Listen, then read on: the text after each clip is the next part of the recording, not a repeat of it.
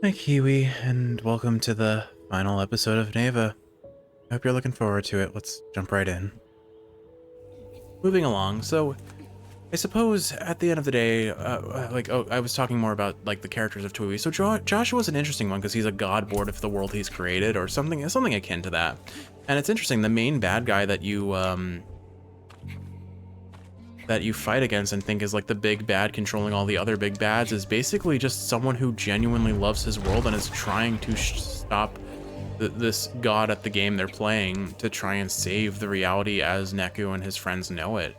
And it's a fun subversion of tropes I just love it when villains can create a sense of, well, you can understand. I like well-written villains, and I won't say that this character is a well-written villain necessarily. He exudes evil from a distance as you interact with him, and certainly he's definitely a ends justify the means sort of villain, if I had to describe him. But his motivations are compelling enough and understandable enough to justify why he did what he did, even if you don't necessarily agree with what he did. And I love villains like that, where you can understand their motivations, even if you don't agree with them, but even more so if you can. Nothing makes a more compelling villain than a villain that you have to feel like you relate to, or can understand why they went down the route that they went. Also, this is a lot of corpses here that feels somewhat eerie, and I bet if we ring this gong, just like what happened before, I bet that deity creature, lady with the sword, faced mask creature is going to rise from the ground, but let's see what happens. Okay, perhaps I'm mistaken, but we are getting this kind of like similar vibe to the towers that we saw when we were about to fight Mamba. It wasn't quite the same aesthetic, but it was very similar. Just everything kind of rising with a centerpiece in a triangular design pattern. I don't know. It feels reminiscent. It's not fully the same, but I mean, it's interesting. And again, you can see like these creatures are forming the pillars that hold this tower up. I do really wonder if we are like some sort of like deities, a set of deities fighting life versus death almost kind of vibe. Do wonder what triggers these flowers to spawn, because certainly we see they've been triggered to spawn from us killing these creatures, but these creatures are already dead, and that doesn't explain the other flowers that spawn on walls without the corpses. Ooh, this music's getting eerie. Getting vibes similar to Hollow Knight when we were climbing up to the Arena of Fools, or whatever it's called. Just everything falling dead to the ground. But I don't know, I very fondly remember playing through The World Ends With You, and when Neo The World Ends With You was announced, I was so excited. Right, that was something I was talking about. Oh, she's eating her people. Love it. I love it when a villain eats their people. No, I don't. That's weird. Ooh. Very gruesome here.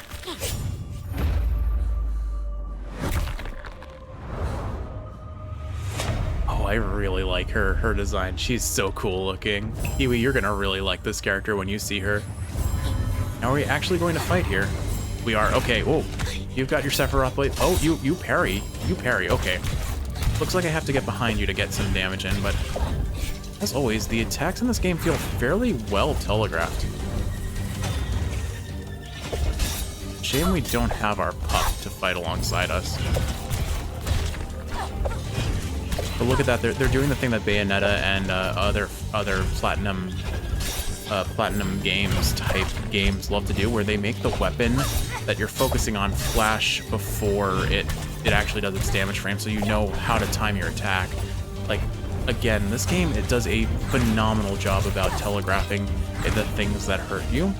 It's really just, this game definitely feels like if you get hit, it's your fault, and I respect it for that, because not every game can do that. There are a lot of games that very much punish you for playing poorly, but even when you play well, sometimes they punish you. That said, I'm not doing the best at healing up on this. I'm doing well enough, actually, never mind. I feel like her dress is getting a little bit smaller, but perhaps I'm mistaken. But this is a very satisfying duel. Like, oh man, I would love to play with this game's fully fleshed out combat system in an actual boss gauntlet. I think I would have a lot of fun with it, like Hollow Knight style. Looks like we win, though. Good fight, mademoiselle. Now, long live the queen. Just kidding. Oh dearie. Any chance we can kiss and make up? I mean, stab and make up is okay too, but I prefer not. There's our pupper to save the day. Alright, excellent. Something tells me the fight's about to going to get a little bit more tricky now, but I've learned most of her moves and how she telegraphs them, so I feel like I have a decent chance. Also, if we just send the wolf in, our wolf in to just eat her face, we just stun lock her and it feels kind of broken now. Maybe... I think I would rather have a projectile-based system rather than a consistent stun lock like this. This feels a little bit broken. Do not like how her spine just basically snapped. Oh, this is unfortunate. I rolled off the edge. Not a fan of how her spine snaps in half when we attack her sometimes. But Neva, what? Okay, that's not fair. She didn't actually hit me, I just clipped her body, I guess. Oh well, we made it through the checkpoint. That one felt a little unfair and not intentional, especially the falling off the side, but it is what it is. Again, this game has a very rewarding fail state of there really isn't a big one. I do seem to be prone to like walking into her body, so I've got to be careful about where I position after I launch the... Oops. After I launch the dog at her, I've got to be careful about how I position, it seems. Oh, interesting. I think she parried our dog. She parried Neva there. Okay, it does look like when she's charging up a swing, I cannot hit her with Neva. I do wish on I feel like if this was going to be better, I would like it so that I can't stagger lock her, but it definitely feels like I can fairly easily stagger lock her if I just time things right. Oh my goodness, your Sephiroth sword is long. I need to get some healing or I'm gonna die. I mean, if you're gonna just dash away, don't you know if you spam dodge roll that your dodge roll iframes reduce? Don't you play Smash? Okay, I really should stop taunting her and just focus on playing well. I don't have a good excuse here. I would like it if maybe they made a system where, like, when her blade flashes, for example, that's your cue to, like, try and catch her with Neva, so it's like a more reliable parry system. Similar vein to Bloodborne, honestly, I would think, because Bloodborne has some very clearly telegraphed attacks, but the reward for parrying them is with your gun, your projectile, which has to account for travel time as well as just hitting with the proper timing on your opponent's attack. That would feel more rewarding, just effectively having a projectile-based parry system similar in vein to Bloodborne, but then you get the stagger lock as a result of it. Alright, Kiwi, I'm going to pause commentary for a second and focus on this boss fight, because I am just getting, all of a sudden, very wrecked when I wasn't before. And I don't have an excuse because it's mostly me just walking into her body and getting hit by her body, not her actual sword slashes most of the time. I think I'm depending on Neva too much, and then once I start attacking her with Neva, she like repositions after the stagger activates, and I just get tagged by her body rather than her sword and take damage. This feels more consistent.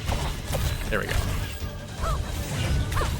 Can you hear me aggressively button mashing? I bet you can. I noticed when I was doing my my audio checks in this hotel room that one of the most obvious things that's different is how audible my controller is on the recordings, unfortunately.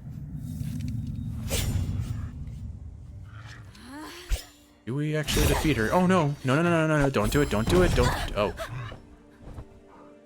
Just stabbing her. Oh, what are you doing? Don't do it! Oh no! No!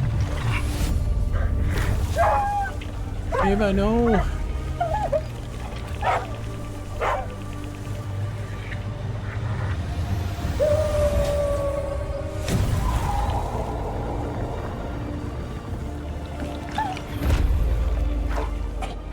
Interesting, where she's killing Neva, Neva's bringing life to the corruption queen.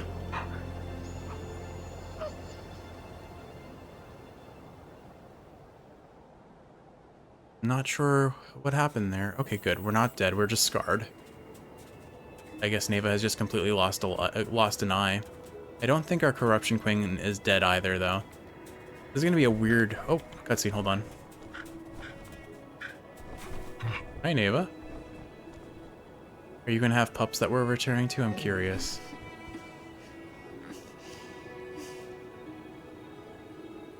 What are we gonna see here? Come on, give us a whole litter. Come on.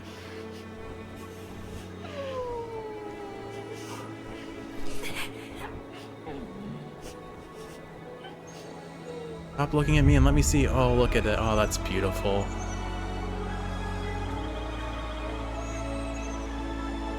Guess I don't know, did we actually defeat Corruption Queen? Death Queen, whatever you want to call her. Underworld Queen of Dread, Persephone.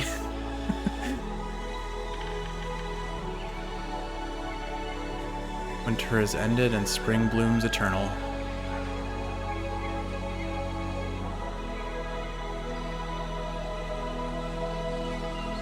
I'm a little disappointed that we never got the split mountain in the background to just be spewing out corruption. Pollination, Finish Winter Part 2, Chapter 4, Spring. We're not done yet. Oh wow, look at that, is beautiful. Oh, I love this aesthetic. Are these be cherry blossoms? Or are these similar to wisteria trees? I'm not sure. I'm not very up on like arboretums and botanical garden type things, so all I know is I'm seeing something very pretty to look at. And Neva is napping and just getting bigger and bigger, or is she about the same size as she was before? Probably. Can't really go very far off. Suppose we are just going to have to wake her up. Alright, sleepy pup. Eyes open, let's move on with our lives. Sorry. Oh, I didn't see it. Kiwi, there's a puppy. What was its name? I didn't hear its name. Bruma, maybe? Bruma? I think it's Bruma. I'm gonna call her Bruma. Baruma? I don't know. Maybe Bloomer? It's either Bruma or Bluma.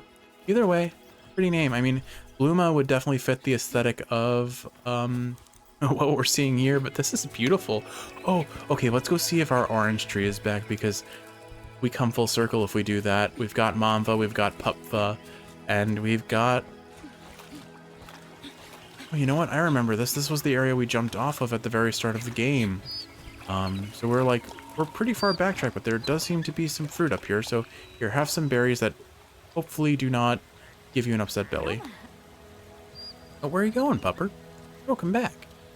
You didn't get to try the oranges. They're over this way, I think. I don't actually know. Like, there's something over here still. Like, oh, hey, a hidden goodie. Okay, cool. This game definitely is, like, this is the thing. Nintendo games have trained me to always go to the left at the start of a game. Because, I mean, Kirby and the Crystal Shards is probably the best reference I have, but a lot of Kirby and the Crystal Shards level structure had you going down linear hallways to the right fairly consistently. But if you went a little bit to the left or a little bit past the exit to the right, like if you continued either to the left where you started, oh hey, a new baby deer. I remember like at the start of the game we had Neva look at a larger deer. Go get her. What is it, Bluma? Go get her, Bluma. Oh man, Kiwi, I love puppies. Puppies are so fun. They're a lot of stress too. That looks like a bird that we could probably interact with. I'm gonna go and try and interact with bird, since we have been rewarded for bird interactions before. Yeah, that was definitely something. They blend in with the background a bit more clear, a bit more, so it's harder to notice them. Hey Neva, your pup has gone running off into somewhere silly again. Bruma. Where's your pup? Let's go find your pup. She's probably wandered off somewhere silly. Actually, let me check the time, because I feel like we're coming up on half an hour. Yeah, Kiwi, I might have overshot it a little bit. It's hard when you don't have a timer going. I'll probably set a timer for future episodes, but why don't we pause here? I'll take a break, and then we can resume in a little bit. So with all that said, Kiwi, I hope you've enjoyed watching, and if you're awake, I hope this is helping you fall asleep. And if you're sleeping, I hope you're sleeping well. I love you, and I'll see you in the next one for our new puppy in this game. I'm so excited. It almost guarantees Neva's gonna die, and I'm not looking forward to it. Also, she's still drinking out of puddles. Please don't let your dogs drink out of random puddles. That's how they get worms and all kinds of icky things. I'll see you in the next one, Kiwi. Love you. Hi, Kiwi, and welcome back to a new episode of Neva. And we are joined by our dear friend, our bird friends, a giant mirror in the background, perhaps. and a new puppy named Bluma or Bruma. I'm not sure which. I'll have to look it up. But and my goodness, this is what I was waiting for. This is what I was hoping for. After playing Greece and just seeing the fifth chapter where everything is just full of vibrant, colorful flower life. Ah man, this studio just knows how to make a beautiful set of background art. Genuinely, it's like you don't give background art nearly enough credit for what it is, but it can stand out so much if you for it. And sometimes in instances like this, the foreground and the background art honestly stands out more to me than anything else. Also, a genuine appreciation for the fact that we're basically reenacting an experience that we had as our unnamed hero Afro samurai type character with Neva back in the day, where we had to help them get across this little gap. Look at this. We've got a new... Oh, look at you. You're so proud of yourself, just like Neva was back in her day when she made those jumps. This is pleasant. Just that moment before where we were walking with this background is like a little family unit. I love this. I love this so much, Kiwi. It's so pleasant, and it's gonna go so terrible in a few minutes, I'm sure. Something terrible is going to happen because that is the nature of these games. They are designed to make you feel, and not necessarily in the good way, and I'm concerned for what we're going to experience, but again, maybe this is a game about cycles. Cycle of life and death, how while one generation passes on, the next generation is born and thrives. And here we go. Here are our birds. Are we going to start falling from the air again? I think that we are. This is just how the game began. Are we genuinely just gonna go through this cycle of life and death again? Oh. No. Oh no, Kiwi. I don't like where this is headed, Kiwi. Uh, I guess maybe we are kind of these gods that are constantly going back and forth, the cycle of life and death as it affects the world around us. Or it could be a representation of the turning of the seasons. Spring brings life and winter brings death. But oh no. Oh no, not again, Kiwi. I'm not ready for this again. Oh my goodness, didn't Mamba have a scar on her eye? Mamba definitely had a scar on her eye. It's happening all over again. Oh no. This is legitimately just the same cutscene we saw before. Oh, I'm not ready for this. No.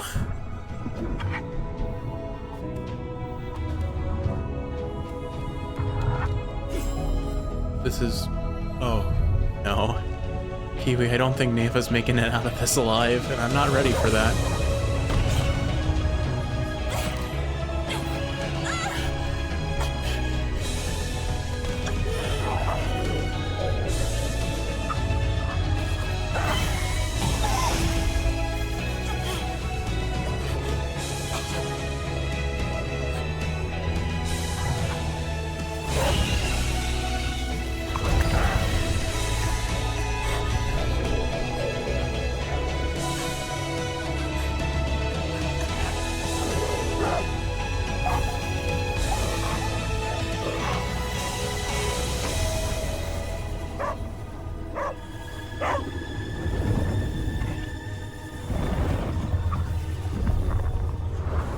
I guess we get to see what happened at the start. Oh no.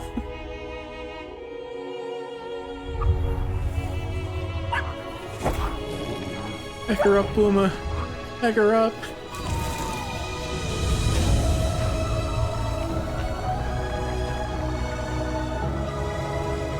The tree we slept under was born of the Corruption Queen, I guess, and of Mamva's death. I guess we get to see what happened at the very start of the game here. And oh man, that music. I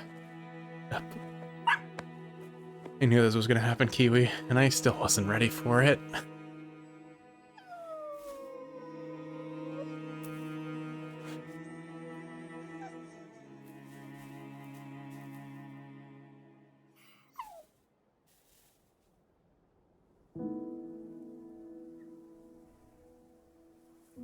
I don't feel so good, Kiwi.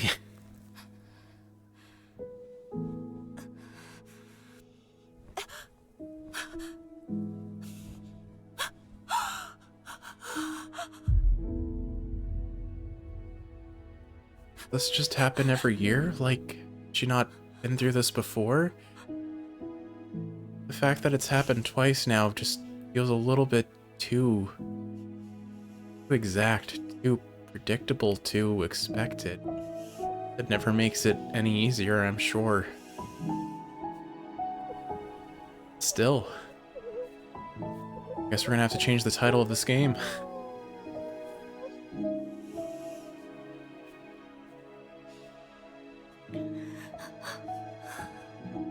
Say it again. No child should ever have to bury their parent. Or wait, no. No parent should ever have to bury their child, but it definitely feels both ways. That feeling of loss, while you have what's left, is always something that can't ever be replaced, I guess.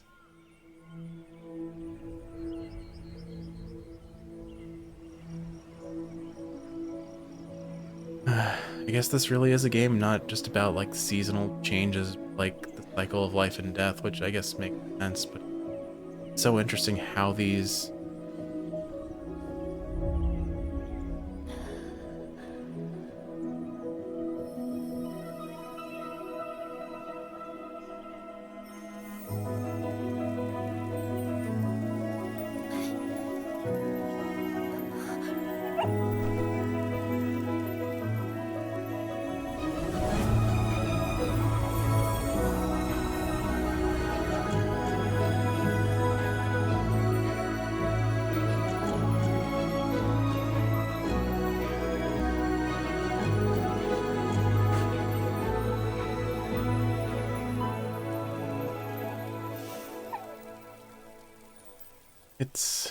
It's really pretty, Kiwi, but it's so darn sad. How could they kill off our pup again? Indeed. Finish the game. Alright, that's it, Kiwi. We finished the game. And now its sequel, Bluma, or Bruma will come out who knows when, but... Alright, well, I guess here we are, being emotionally charged, and maybe also having a very short episode, because once again, just like Grease, I somehow started the next episode like right at the start of the end of the game. But no, it is interesting how this is basically a cycle of, well, like, I'm gonna keep saying it, but life and death, the cycle of the seasons changing. And I do wonder if like this is just an endless dance of, well, everything has its time, both the dark moments and the light moments. Things can kind of, I don't know, it's an interesting metaphor if it's meant to be not just about life and death, but about the passage of time and seasons, and how at the end of the day they have to happen, both life, death, each season as it passes. And certainly the metaphor of winter, the cold, the snow snuffing out the warmth and the light. These are just little still arts of all those moments in our travels. Look at that, the time we helped Neva, or maybe Bruma, climb up, the time we befriended deer, that sort of thing. Oh, they're gonna hit me with nostalgia from the gameplay. Ah, well, it's hitting close to harm, but I don't know. Oh, hitting close to heart, but I don't know. As a whole, I think I kind of hit on this in the last episode. I think Grease will hold a closer part to my heart, or a closer place to my heart. The way I was able to kind of analyze the game as I went through it, and then shared it with you as episodes aired, and then went back and did it again. I know those episodes won't be uploaded by the time this series finishes, but they should be. Those bonus episodes should be up after Neva completes, and once this episode is aired, that should be the next thing that goes up. Just Kiwi and Mai's return to Grease and replay and analysis, and it was so much fun. And I was hoping to do the same here, and I think this game definitely has strides where I feel it's stronger, particularly in its combat and gameplay. I really had fun. That final sword fight, yeah, I fudged it up a whole bunch, but it was really really satisfying to pull off, and the combat just feels rewarding in this game for what it's worth. I know that's not necessarily the focus of the game, but it still feels like it was a rewarding experience. Comparatively, though, I think that the narrative is a little bit weaker, maybe. For Greece, there's this... The setting just was so much easier to interpret, so maybe that's not even the story being weaker, it's just my understanding of the story was weaker.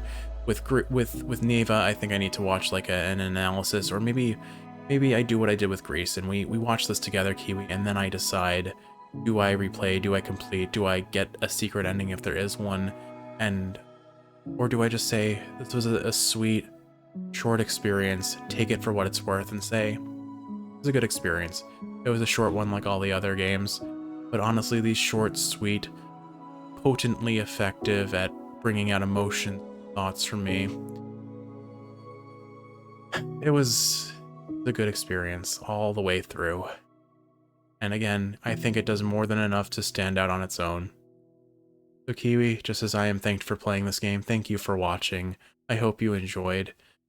Doubt there's much more to this. Yep, there we are. So, I think at the end of the day, it was a great experience. I said at the start of the game, I'm going to be so upset if Neva dies. I didn't expect it to be this way. But definitely watch some analysis videos at the end of this and kind of see what I can take away from it. And while our time with this game was short, again, I still think it's meaningful, and who knows, if I do go back and play it again, will I see things that I missed? Will I gain a better understanding of what visual metaphors the story is trying to tell? It's hard to say for certain, but I think I will. It's just a matter of will I. And I look forward to sharing this one with you too.